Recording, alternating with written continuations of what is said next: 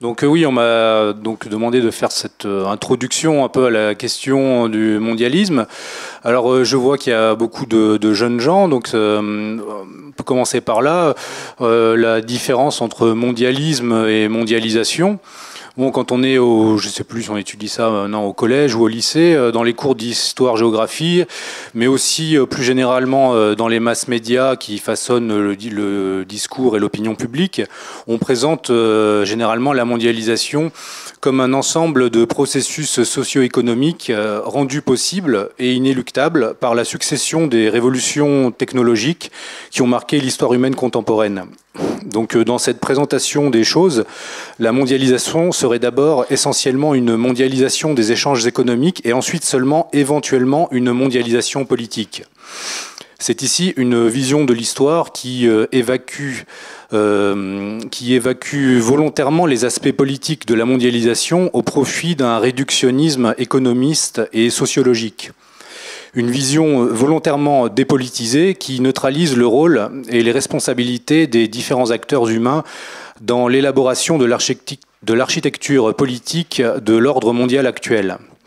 Dans cette vision, la mondialisation adviendrait par une sorte de fatalité historique. Inexorablement, quasiment par la force physique des choses, l'humanité tendrait à s'unifier.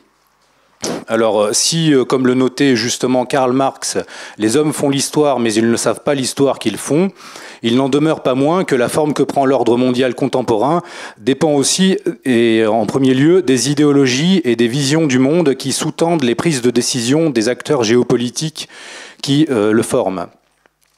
À rebours d'une vision purement évolutionniste et linéaire, le monde ne progresse pas de lui-même vers une intégration politique planétaire. La responsabilité humaine d'acteurs identifiables est ici prépondérante. Donc voilà, donc l'idée c'est vraiment cela. On nous présente constamment les choses comme allant de soi, alors que si on se penche sur ce qui se passe derrière de ces purs phénomènes d'intégration économique ou géopolitique, on peut étudier à l'œuvre des acteurs, le rôle des différents acteurs. Donc pour tenter de comprendre le mondialisme politique, interrogeons déjà la forme actuelle que prend l'ordre mondial politique. Celui-ci est constitué d'un enchevêtrement d'acteurs politiques et géopolitiques dont les niveaux d'intégration et d'interaction varient selon leur capacité d'influence et de puissance. L'ensemble de ces acteurs constitue ce que l'on appelle la gouvernance mondiale ou gouvernance globale dans le langage des institutions internationales. Donc parmi les acteurs qui forment essentiellement cette gouvernance mondiale, on en trouve de plusieurs sortes. On va dire déjà les institutions et instances internationales de type politique, juridique, militaire ou économique, comme l'ONU, l'Organisation mondiale de la santé, l'Organisation mondiale du commerce, le FMI, la Cour pénale internationale, l'Union européenne, l'OTAN, le Conseil de l'Europe, le G20, l'Union économique eurasiatique, l'ALENA, accord de libre-échange nord-américain, etc. Ensuite, on trouve les firmes multinationales les plus puissantes, celles dont on parle régulièrement dans les médias, les fameuses GAFAM, Amazon, Google, etc.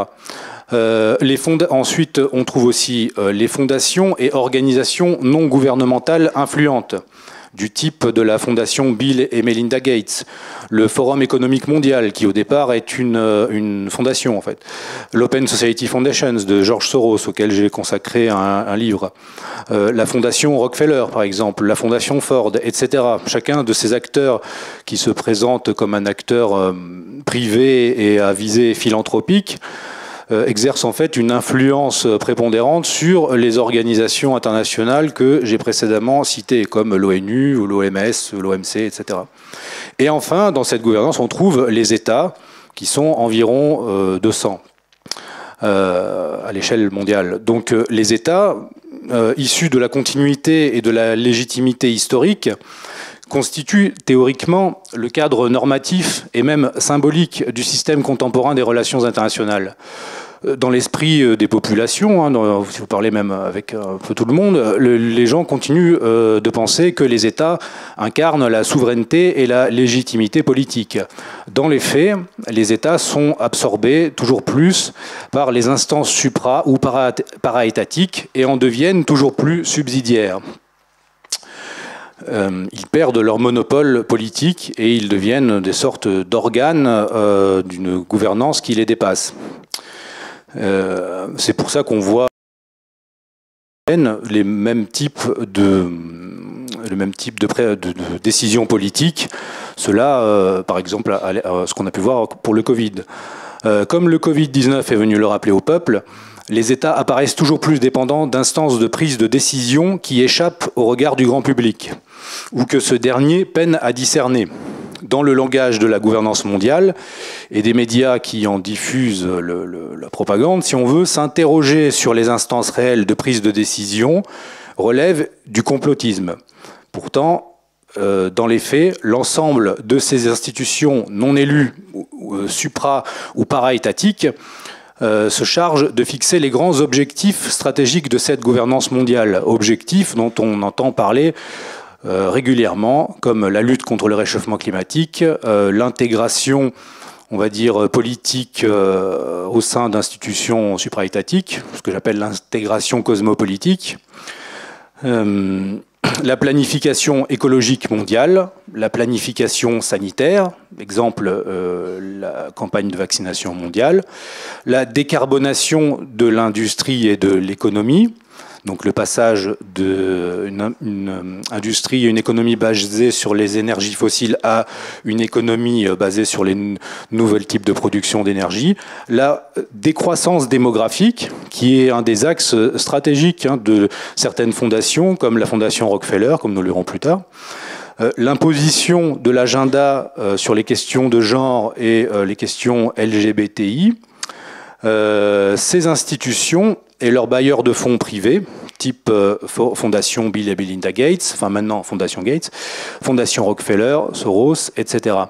Toutes ces fondations ont à cœur de développer un terme que l'on entend régulièrement, si vous faites attention un peu au discours de différents responsables politiques, le multilatéralisme inclusif et le juridisme institutionnel afin de réduire toujours plus le champ d'action des États et leur capacité de décision autonome.